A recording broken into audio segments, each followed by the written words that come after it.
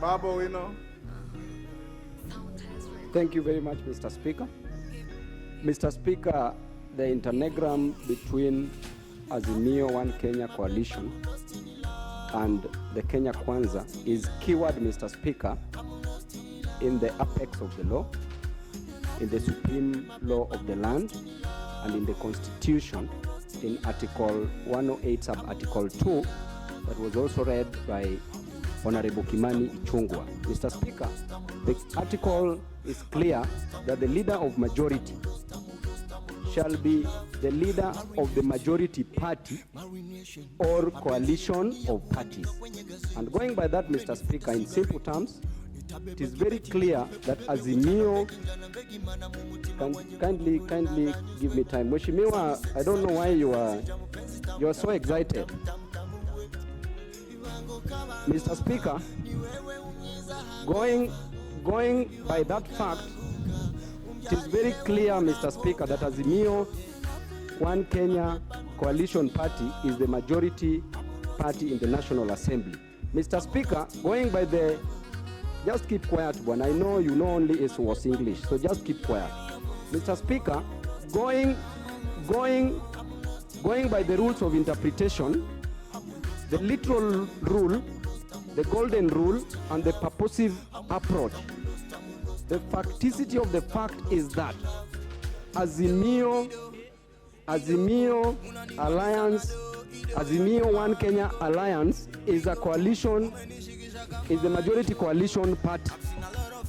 Mr. Speaker, number two, we talked about marriage. Mr. Speaker, Azimio is a subsisting marriage, and in this marriage is a potential polygamous marriage. And Mr. Speaker, this marriage is not voidable because there was consummation in this marriage. Mr. Speaker, the person who presided over this marriage was overqualified, Mr. Speaker. And then, Mr. Speaker, the grounds for divorce, number one, is adultery or unfaithfulness, which we never experienced in our marriage, Mr. Speaker, because we campaigned together happily.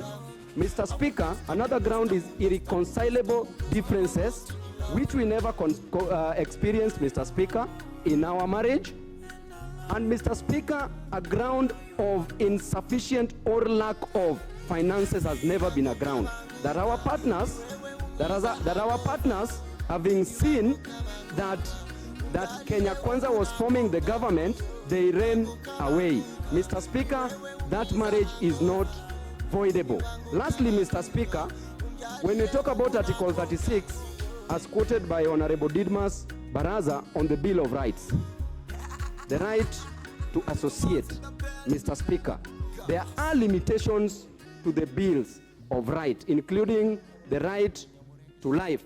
Mr. Speaker, in the doctrine of necessity, in the case of the Queen versus Dudley and Stevens in the United Kingdom, Mr. Speaker, you know, when these defendants were on a trip, a voyage, Mr. Speaker,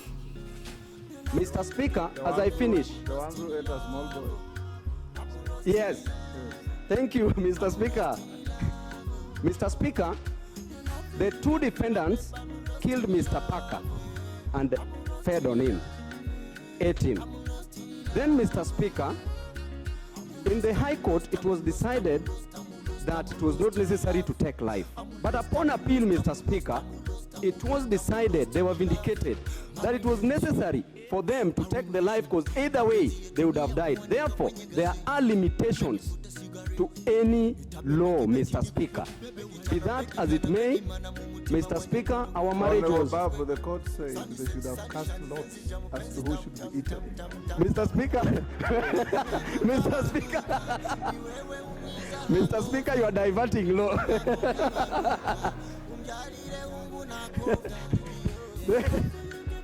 Therefore, Mr. Speaker, in conclusion, I would like to say that this requires simple interpretation, and we've already been given direction by the majority leader and the majority whip, Honorable Junet, and the majority leader, Honorable Wandai, on the direction to take on this matter, Mr. Speaker. Thank you. Honorable Ndindi. Thank you very much, Mr. Speaker. And I first want to thank the people of Kiharu for giving me another chance to come and serve them here in the August